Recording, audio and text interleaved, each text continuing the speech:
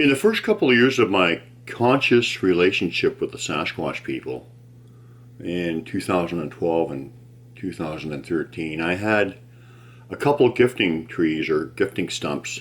Well, actually, one was a tree and one was a gifting stump where I would leave gifts for them, and had some remarkable, amazing experiences with that. Um, and one of the experiences tied in to glyphs in the sense that one day I went to one of the gifting stumps. Actually, I'm sorry, this was the gifting tree. And this was in 2012. And I had been leaving gifts of apples and toys and everything there. And on this particular day, I went back.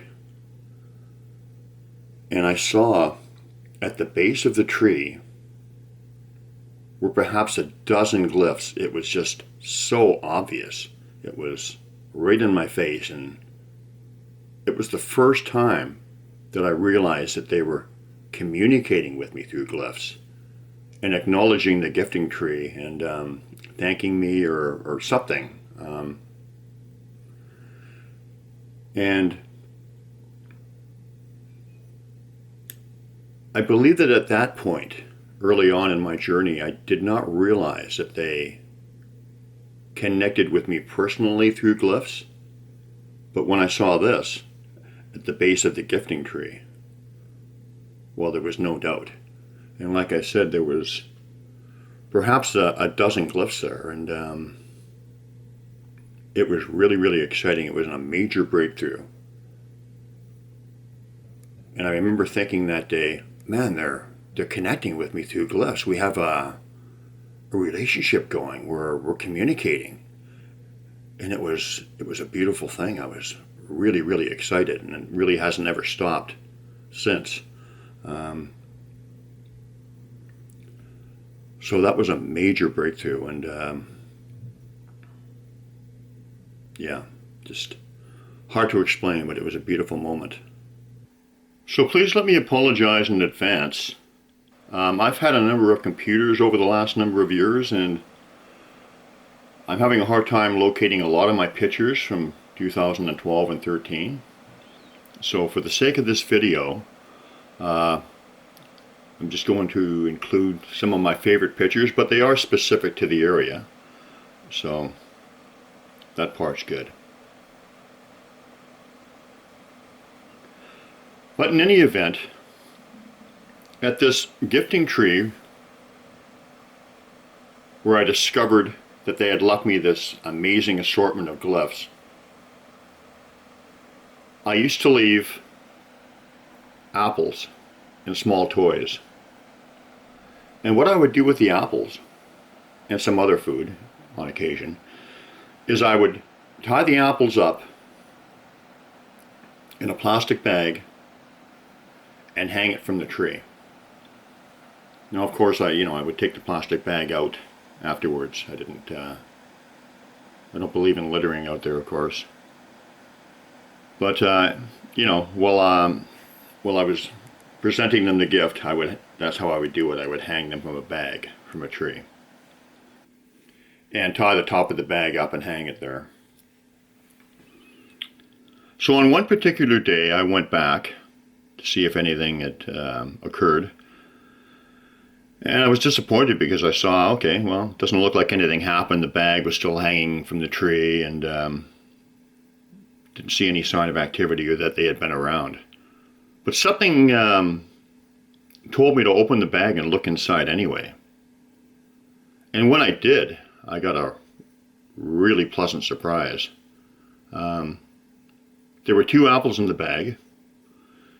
And one of the apples had a huge bite out of it, as if somebody had just taken a large mouth, had taken looked like about half the apple was gone, an enormous bite out of one of the apples, and the other one was untouched. So what I did is I took the apple that was partially eaten, And I put it on a stump maybe 50 yards away from the tree and just placed it on the stump. And thought, well, okay, when I come back, we'll see what happens. So I came back some days later, and the apple was gone from the stump. The bag was still hanging from the tree with the other apple in it. And once again, I thought, okay, well, I'll look inside. So when I opened up the bag and looked inside, the half-eaten apple was back in the bag, and it was all tied up just as I had left it. So that was funny, and it was also amazing. And like I said, this was early on in my connection with them in 2012, so these things were just beyond words magical to me. You know, the interaction that I have with them today, that continues up until today, it's always been magical, but it was all brand new at that time, and it was just like, wow. It was something else. So on another occasion, at the same gifting tree, I left them a box of cookies in the bag. And try to visualize the boxes of cookies like in the cellophane wrappers. And inside you have a tray with 4 sections in it. Each section has a row of cookies. So if you can visualize that, I left that in the bag, tied up. And when I went back and checked on it, opened the bag up, and I noticed at the top of the cellophane wrapper that contained the cookies, or the packaging, was ripped open at the top. But the tray was still inside. The only thing I noticed is it was ripped open at the top. But as I pulled the tray out, I was surprised to see that exactly half of the cookies were gone. And the other 2 trays contained full rows of cookies. Now, I've talked to some people after the fact and done a little bit of my own research. And I've noticed that with me and with others, quite often the Sasquatch will only take half of your gift or your offering. And to me, I think that is a behavior that has been learned over the centuries. Because before the white settlers came to North America, the legends in my area speak of an actual relationship of some kind between the Sasquatch people and the First Nations people. And I even think that there was actually some trading going on amongst them. And so this learned behavior of sharing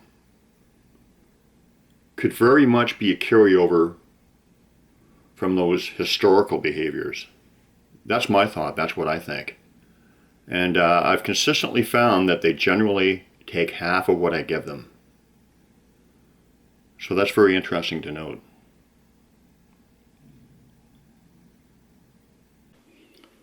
Another episode that I look back on fondly also occurred in 2012 at the Gifting Tree. And I wrote an account about it shortly after. And I'll just read the account that I wrote, even though my perspective at that time was a little less informed. But I do think that it highlights many of their abilities and speaks of their great sense of humor. So I called it Shell Game. As mentioned, the Gifting Tree was host to another building block moment. In addition to gifts of food, I would leave various toys as well. And although they did not take them as readily as the food, they certainly had fun with them on one particular day. Standing before the Gifting Tree, I looked the toys over and decided to arrange them in a pattern. I had 3 sets of 3, including cat balls or mini tennis balls, glass rocks, and seashells. I arranged them vertically left to right. Then I decided to take a picture for comparison in case they change things around. Sounds reasonable, right? Certainly seems to be, but it is not something I often do, and I know that the thought was placed in my head. I am absolutely convinced that they can both read and place thoughts in one's head. Well, at this point, I know that to be a fact. So, picture taken, my attention was drawn to a brash blue jay that cheekily perched a few dozen yards behind me on a low-lying branch at approximately eye level. I walked towards him with camera in hand, back turned to my modest offering. As I recall, I was very close to him, perhaps as close as 6 feet, and snapped 3 or 4 pictures of my perky poser. His grand theatrics complete, he took wing. When I looked back towards the gifting stump, I noticed that something was awry. I checked my camera for the before picture and confirmed that indeed there was something amiss. The seashell that was previously placed in the right column at the bottom was not there. Looking to the left, I spotted it. There it stood, our solitary seashell, placed 3 feet to the left on a large above-ground root belonging to our gifting tree. A few things are apparent to me from this and other similar experiences. One that strikes me is that the blue jay was in on the diversion. Whether you believe that Sasquatch can shapeshift, and I have seen evidence that this may be the case, or that they can utilize God's creatures in other ways beyond our understanding. This was a classic setup. Now, of course, at this time I know that Sasquatch can shapeshift and look through the eyes of other animals, so that's a redundant statement to me now. But at that point I was considering all these possibilities. I suppose it is possible that a bold Sasquatch youth could have crept up behind me and silently changed the shell's position. But I suspect that something else was at play here. Cloaking or the manipulation of time or possibilities. I do not prescribe to the belief that this was a totally random act without purpose. But I did get the distinct impression that I was being watched and was the brunt of someone's prank.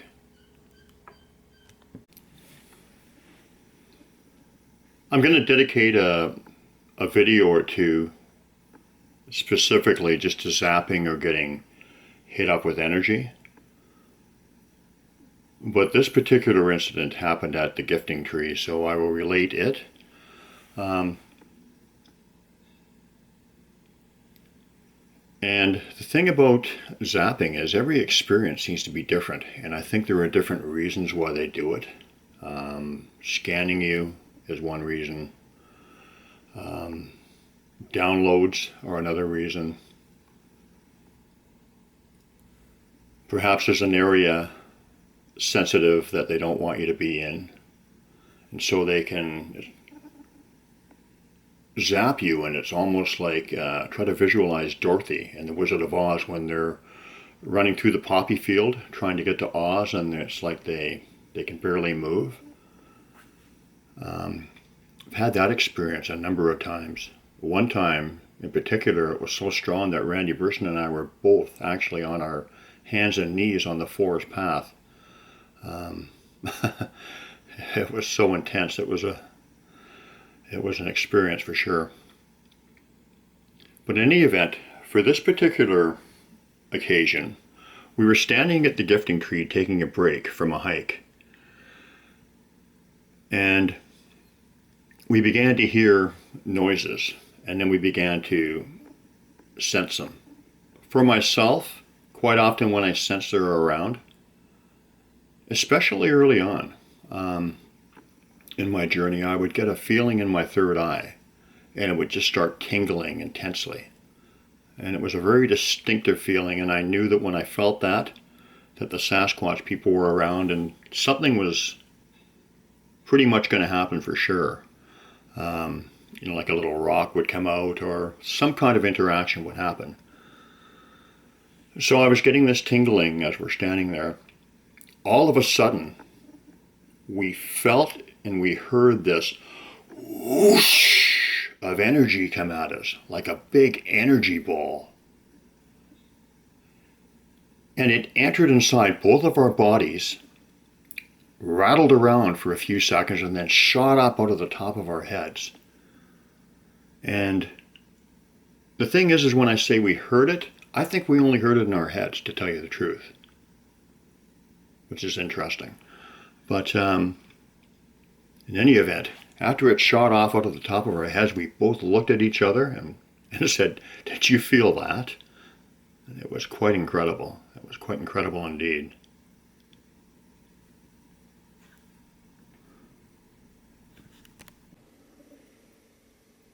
In any event, I've had so many wonderful teaching moments and amazing experiences at that particular gifting tree. And I'm only going to include a few here, some of the highlights. But in any event, I'm going to leave off with one of my favorites and a real breakthrough moment for me. It was the first time that I experienced MindSpeak. So what happened was I was walking along the forest path, and I was headed to the gifting tree because I wanted to check out to see if they had done anything there. This was right in the time when I was leaving gifts, and I was excited to get there and see what they had done that day. But as I'm walking along the path towards it, a very clear and distinct voice came into my head.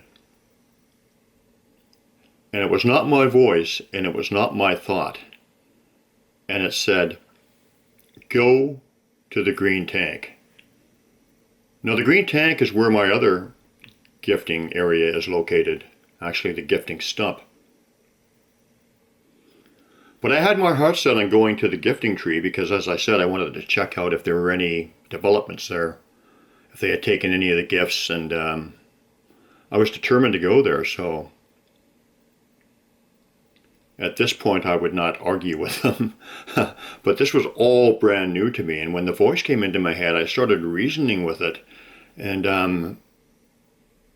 I wouldn't say arguing, but saying, well, I'll go there later. I want to go and check this out and blah, blah, blah, and that kind of thing. Stubborn, I guess. And the voice was very, very determined. Go to the green tank. Go to the green tank. In retrospect, I should have went to the green tank. But then maybe not, because what happened because of that is absolutely amazing and really hard to believe. But it's exactly as it happened, and I'll state it exactly as it happened. So the voice eventually relented when I tried to reason with it after a period of time, and I decided, okay, well, I'm going to go to my original destination and I'll check the green tank out afterwards. Well, my big friends had other plans. So, as I approached the gifting tree, which I had been to 3 or 4 dozen times, and is dead simple to find. Like I said, it's on or I'm not sure if I did say that, but it's on a very little used path. Seldom do I ever see any people on there. But it's not that far off the path. And it's really, you can't miss it. You can't miss it. So I'm walking up to it. And as I get to where it should be, I can't find it. I'm looking for all the landmarks, that signify that I'm there, and I can't see any of them. And so I walked up and down the path, maybe a dozen times, 50 yards each way, back and forth, looking for the gifting tree. And believe it or not, no word of a lie, it seems like the entire area was cloaked because the gifting tree was no longer there. I could not find it. I couldn't even see any of the things around it that I would recognize. So for all practical purposes, it was gone. They had cloaked an entire area, probably the size of a large room. And like I said, I went up and down the path a couple dozen times, and there's no way I missed it. So they taught me a very powerful lesson, and in the future, I'm going to listen and have listened.